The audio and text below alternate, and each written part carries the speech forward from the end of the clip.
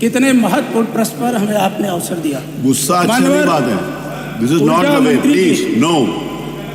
गलत और सही आप नहीं तय करेंगे। आप गलत और सही तय नहीं करेंगे और बहस भी नहीं करेंगे। आप बहस भी नहीं करेंगे और गलत सही भी तय नहीं करेंगे। गलत सही तय मैं करूंगा, प्लीज बहस नहीं करिए। मैं यहां पर बहस करने के लिए किसी के साथ भी उपस्थित नहीं हूं। मैं विधानसभा सारे सदस्यों के हित के लिए चलाता हूं। सबको अवसर मिलना चाहिए। माननीय अध्यक्ष जी, हम आभारी हैं कि आपने इतने महत्वपूर्ण प्रश्न पर हमें अनुपूरक करने का अवसर दिया।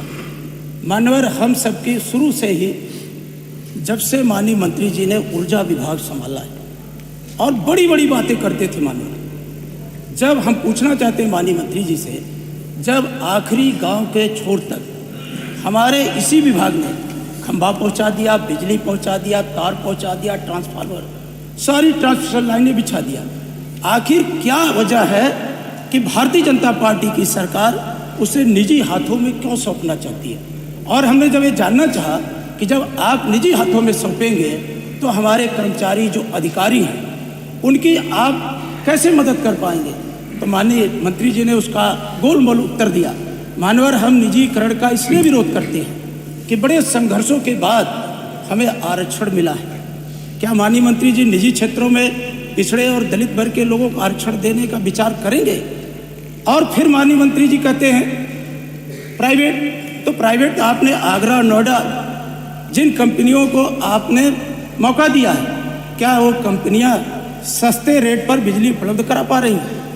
तो मानवर कहीं न कहीं मंत्री जी निजी हाथों में दे करके उत्तर प्रदेश के अंदर निजीकरण का बढ़ावा दे करके पिछड़े दलितों के आरक्षण के साथ एक घोर अन्याय करने का काम कर रहे हैं। तो मानवर हमारी आपके माध्यम से माननीय मंत्री जी से पुरजोर अपील है कि आप जो खासकर पूर्वांचल विद्युत वितरण निगम को प्राइवेट हाथों में देने का प्रयास कर रहे हैं, उसको तत्काल रोकने का काम करें, व्यापक हित में। माननीय अध्यक्ष जी, हमने पूछा था जब आप प्राइवेट कर देंगे तो आखिर जो हमें संविधान बद्ध अधिकार मिला आरक्षण का, उसका क्या हुआ? उन्होंने कहा सबका ध्यान रखा जाएगा। नहीं बोले। हमने पूछा क्या आप निजीकरण करने जा रहे हैं? वो तो हाँ जा रहे हैं, करने जा रहे हैं। मना कब कर रहे हैं? नहीं करने जा रहे हैं। आपसे हम सीधा सवाल का उत्तर चाहते हैं माननीय जी। नहीं, सीधा ही उन्होंने दिया है। उन्होंने सीधा ही दिया है कि पिछली सरकार में भी टोरेंट का हुआ था, खत्म नहीं किया। नोएडा का हुआ था, खत्म नहीं किया। तो सीधा ही तो दिया उन्होंने। पिछड़े वर्गों सहित सभी वर्गों की प्रगति। चलिए वो हो जाएगा। कमजोर पिछड़े वर्ग की कैसे? बोलो सचिन,